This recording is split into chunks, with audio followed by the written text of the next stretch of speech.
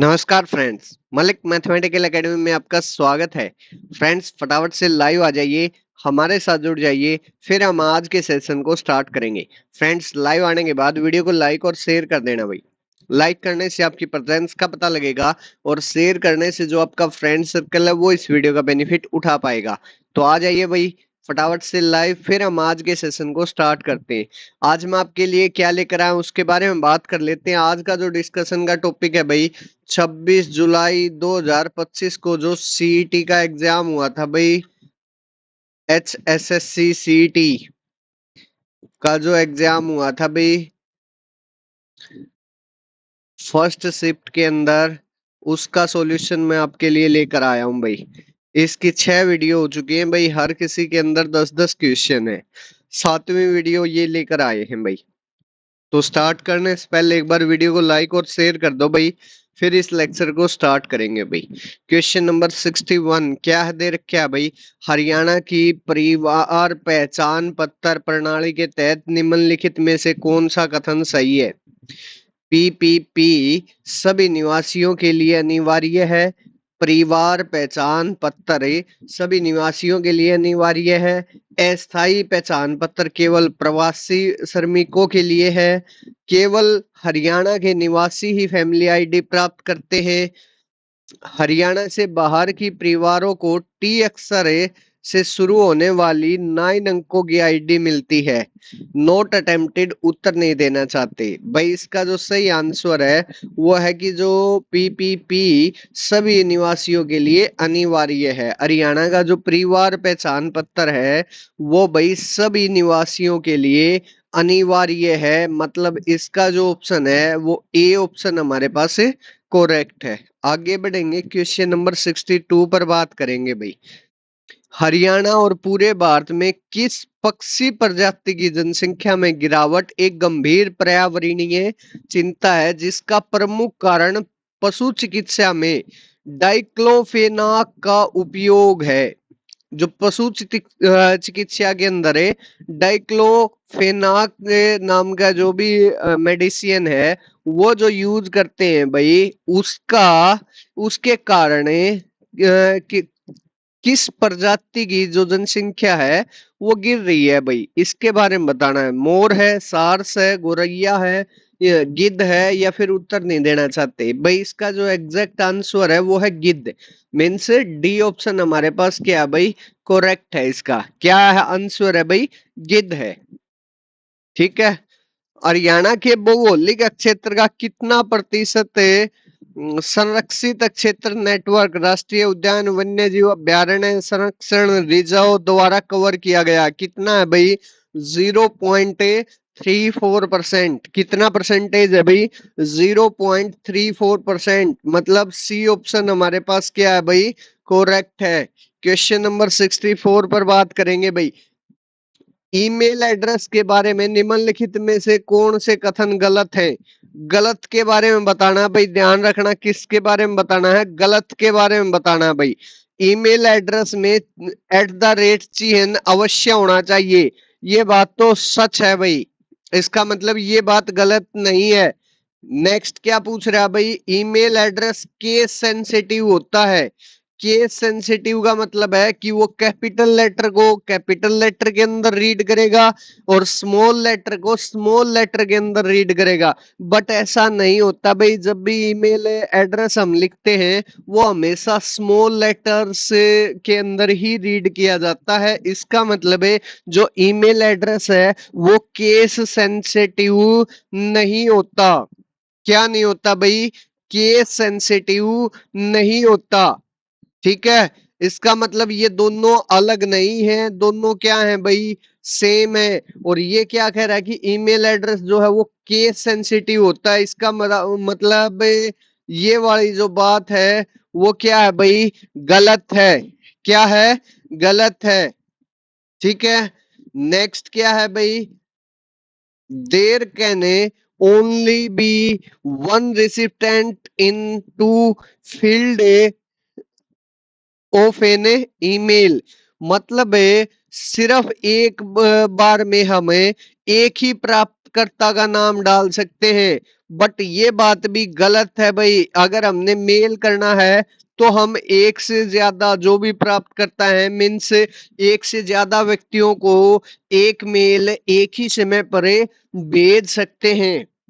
और ये कह रहा है कि एक समय पर सिर्फ एक ही व्यक्ति को मेल जाएगा, ये बात भी क्या है भाई, गलत है। इसका मतलब सेकंड और थर्ड दो मेरे पास जो स्टेटमेंट है वो गलत है, और एक जो स्टेटमेंट है वो मेरे पास क्या है भाई, ठीक है। ठीक है, इसका मतलब है मेरे पास ए ऑप्शन हो गया भाई, second and third only. A option इसका करेक्ट आंसर है। 65 के अंदर देखते हैं भाई, एक्सेल में कौन सी सुविधा आपको सेल्स को उनके मानों के आधार पर फॉर्मेट करने के लिए नियम निर्धारित करने की अनुमति देती है।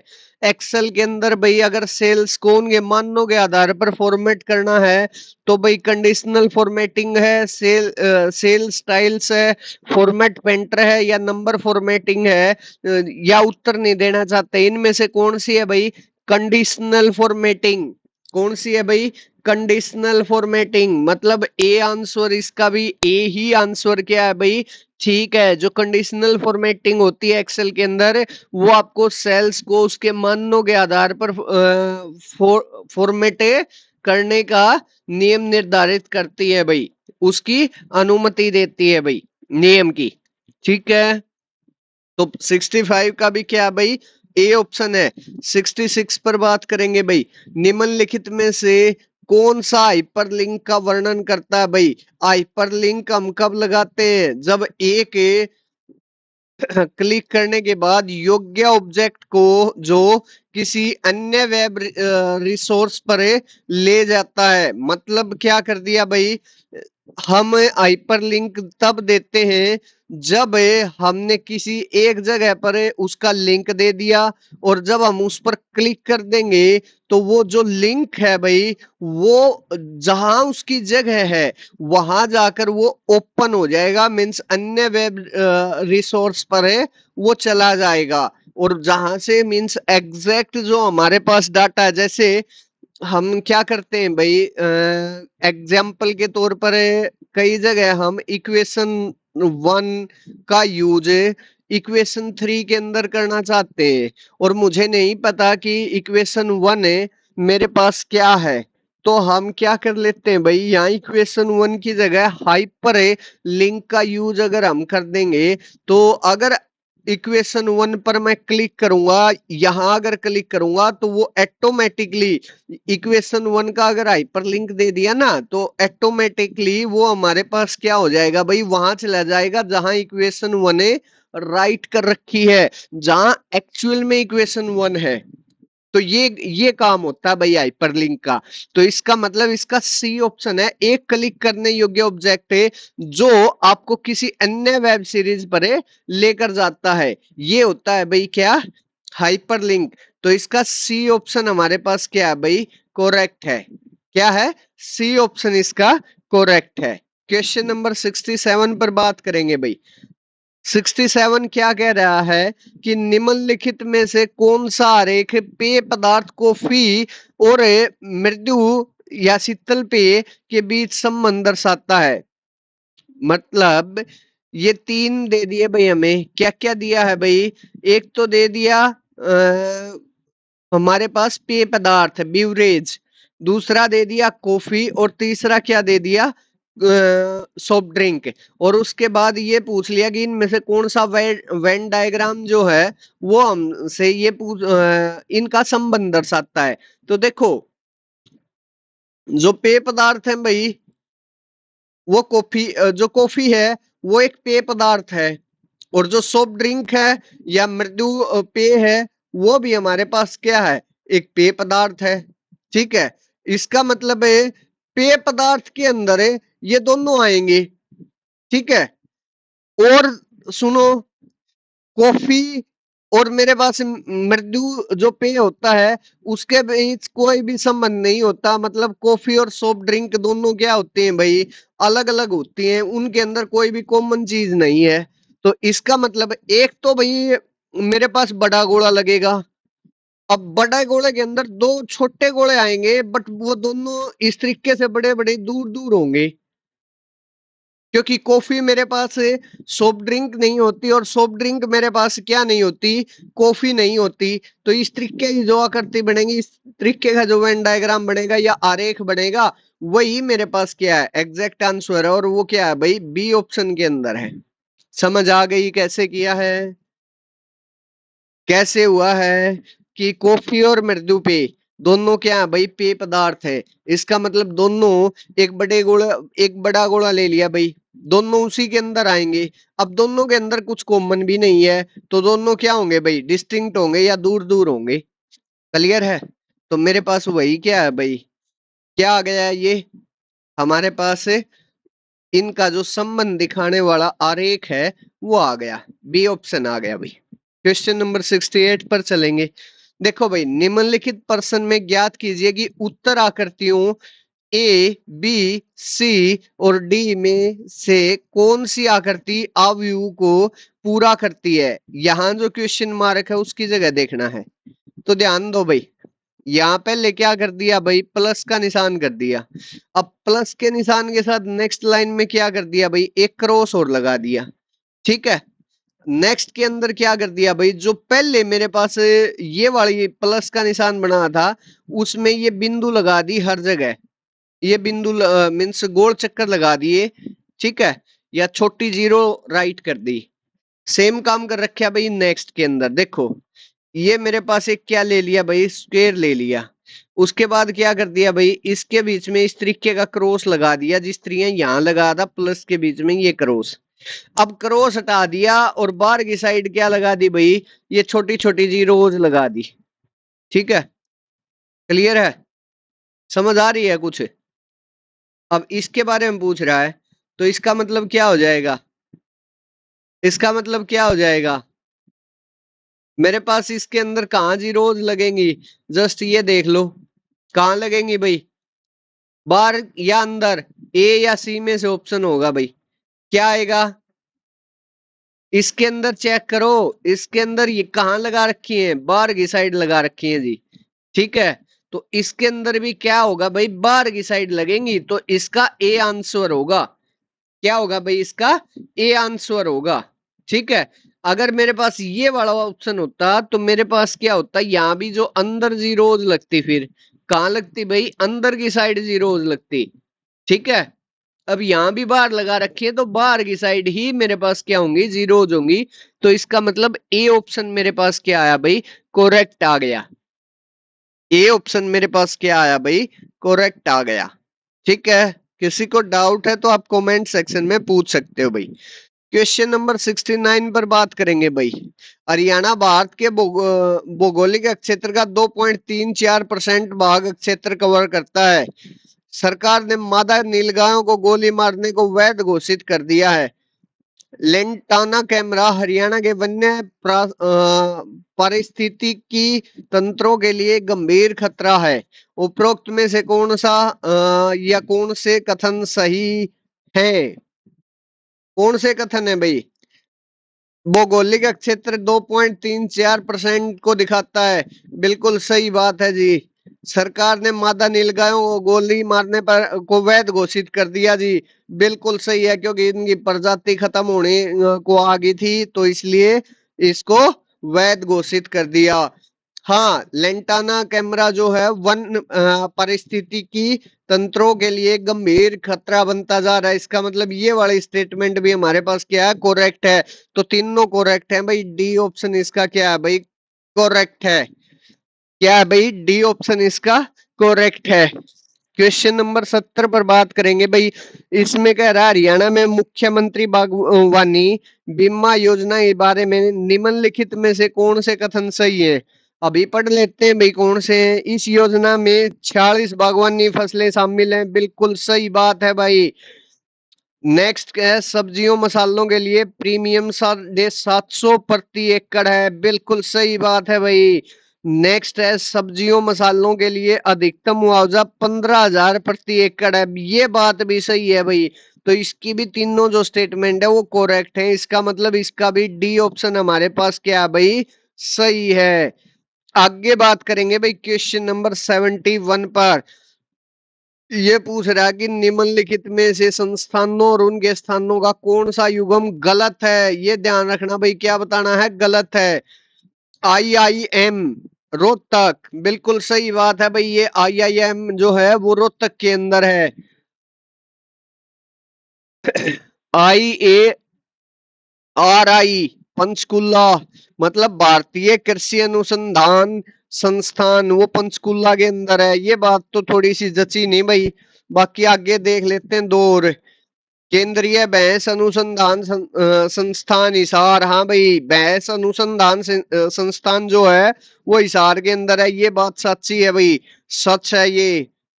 नेक्स्ट है नेशनल डेयरी रिसर्च इंस्टीट्यूट, राष्ट्रीय डेयरी अनुसंधान संस्थान, वो कहाँ है भाई, करनाल के अंदर है। ये बात भी सच है भाई। इसका मतलब मेरे पास बी ऑप्शन जो है वो गलत है, वो गलत है, तो वही इसका आंसर है। क्योंकि मेरे पास जो भारतीय कृषि अनुसंधान संस्थान है वो भाई न्यू दिल्ली के अंदर है, नई दिल्ली के अंदर है।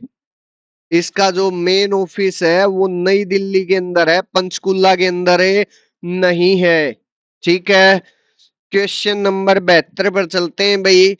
क्या कह रहा है, आप सुबह सुबह उगते सूरज की ओर मुख किए खड़े हैं, फिर आप 90 डिग्री घड़ी की दिशा में, फिर 45 डिग्री घड़ी की विपरीत दिशा में घूमते हैं। अब आप किस दिशा की ओर मुख किए हुए हैं। बिल्कुल आसान क्वेश्चन है, इससे आसान कुछ नहीं हो सकता।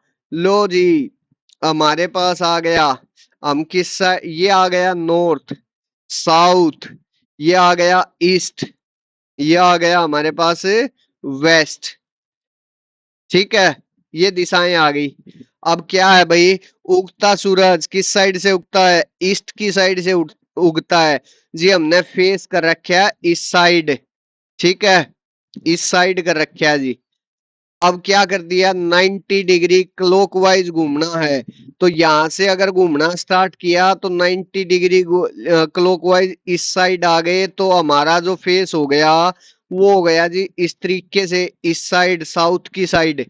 ठीक है, अब क्या कर दिया, घड़ी की विपरीत दिशा में 45 डिग्री घूमना है। पहले 90 डिग्री आए थे, अब 45, उसका आधा। यहां ले जाके रोक दो भाई, यहां आ गए। ठीक है, ये हो गया भाई। तो हमारा फेस अब कैसा होगा, और किसी के अंदर जो एरो है वो इस साइड लग रहा है भाई, इस साइड लग रहा है। तो यहाँ भी जो एरो होगा वो इस साइड होगा, मतलब फेस जो होगा इस एरो की साइड होगा। ठीक है, तो एरो की साइड हमारे पास जो डायरेक्शन है वो कौन सी है, साउथ हो रहे ईस्ट, साउथ हो रहे ईस्ट। ठीक है, तो हमारे पास कौन सी आ गई भाई, दक्षिण पूर्व दिशा आ गई। कौन सी दिशा आ गई, दक्षिण पूर्व दिशा आ गई। मतलब बी उत्तर हमारे पास ठीक है भाई। क्वेश्चन नंबर 73 पर बात करेंगे भाई। इसके अंदर क्या कह रहा है, 1857 के भारतीय विद्रोह के बाद अंग्रेजों द्वारा बल्लभगढ़ राज्य का कब्जा कर लिया गया।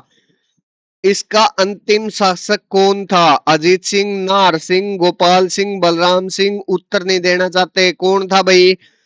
इसका जो लास्ट राजा था, शासक था, वो था भाई नाहर सिंह। मतलब बी ऑप्शन इसका क्या है भाई, करेक्ट है, नाहर सिंह था भाई। नेक्स्ट अगर मैं बात करूं तो यहाँ क्या कर दिया भाई, एक निश्चित कूट है भाई, टीचर को इसने इस तरीके से राइट कर दिया। उसी के अंदर ये पूछ रहा है कि जो डुलार्ट है इसको हमें किस प्रकार लिखा जाएगा, ये बताना है। तो ध्यान से देखो, यहाँ टी की जगह क्या बना दिया भाई, वी बना दिया। ई की जगह क्या बना दिया भाई, जी बना दिया। ठीक है, ए की जगह क्या बना दिया भाई, सी बना दिया। इससे कुछ पता नहीं लग रहा आपको, सी की जगह क्या बना दिया, ई बना दिया। एक बार एक काम करो, ए की जगह क्या बनाओ भाई, सी बनाओ, ए की जगह सी लिख दो। ठीक है, सी की जगह क्या लिखा रखा भाई, ई लिख दो। क्या मैं A+2 कर दूं तो सी नहीं आ जाता है, और C+2 कर देता हूं तो मेरे पास ई नहीं आ जाता है।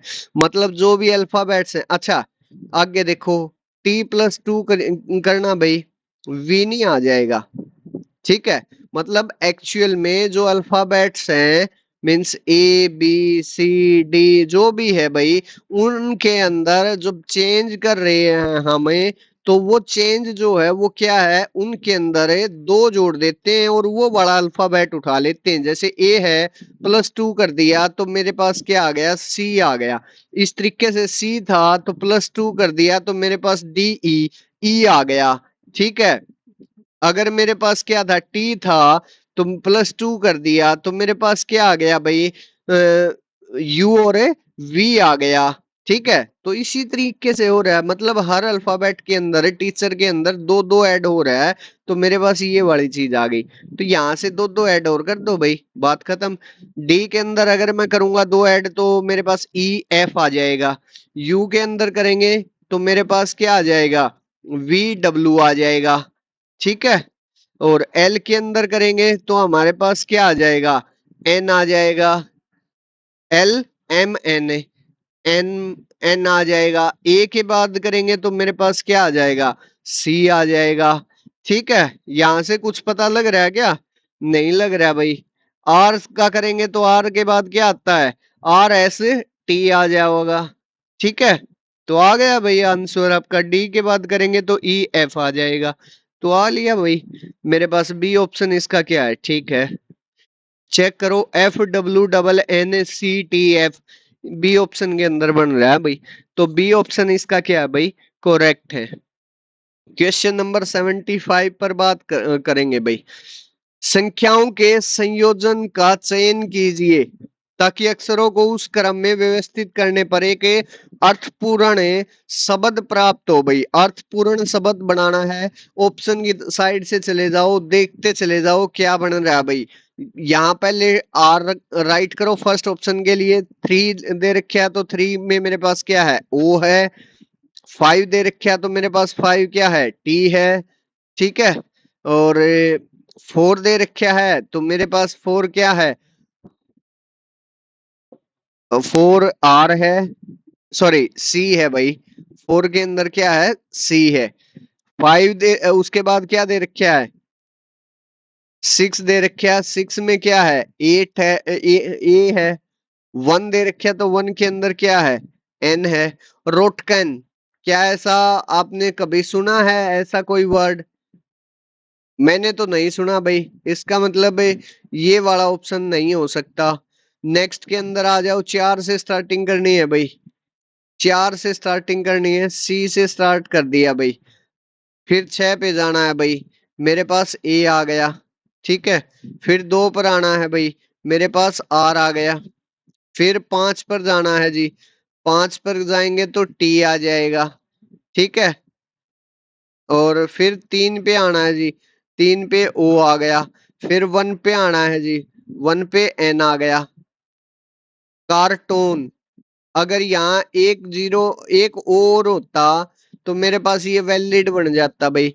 बट ये अब एक ओ नहीं है, तो ये भी मेरे पास क्या नहीं है, एक वैलिड है, क्या नहीं है भाई, अर्थपूर्ण है, शब्द नहीं है, मीनिंगफुल वर्ड नहीं है। ठीक है, तो इसी तरीके से नेक्स्ट के लिए करेंगे तो यहां से मेरे पास क्या आ जाएगा, 6 5 2 3 1 4 करना है।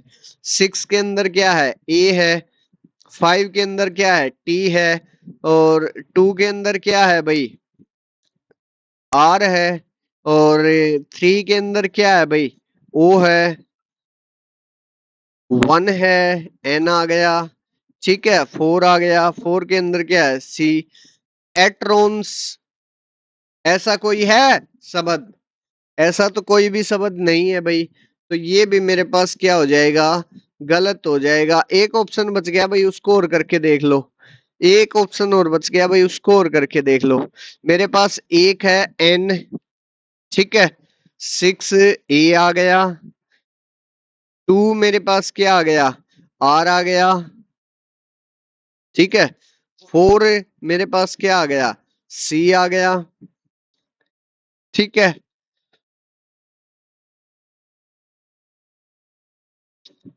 3 मेरे पास क्या आ गया भाई, ओ आ गया। 5 मेरे पास क्या आ गया, टी आ गया। ये क्या बन गया भाई, नारकोट, नारकोटिक्स डिपार्टमेंट आपने सुना है। वही नारकोटिक्स है ये, वही वाला नारकोट है। इसका मतलब है, इसका क्या होता है, एक मीनिंगफुल मेडिकल चिकित्सा में जो भी यूज करते हैं नारकोटिक्स, टेस्ट कर लिया, नार्को टेस्ट कर लिया, वो है ये। ठीक है, इसका मतलब डी ऑप्शन मेरे पास जो भी वर्ड बनेगा वो एक अर्थपूर्ण शब्द मेरे को दे के जाएगा। ठीक है, तो यहाँ 75 क्वेश्चन तक थे भाई इस वीडियो के अंदर। अगर आपको ये मेरी वीडियो पसंद आई है भाई, तो वीडियो को लाइक कीजिए, वीडियो को शेयर कीजिए, साथ के साथ चैनल को भी सब्सक्राइब कर लीजिए और बेल आइकन भी प्रेस कर लीजिए, ताकि मेरी जो न्यू कमिंग वीडियो है उसका भी नोटिफिकेशन आप लोगों को मिल सके। तो फ्रेंड्स, इस सेशन में बस इतना ही, मिलते हैं नेक्स्ट सेशन में, तब तक के लिए bye bye friends, thank you.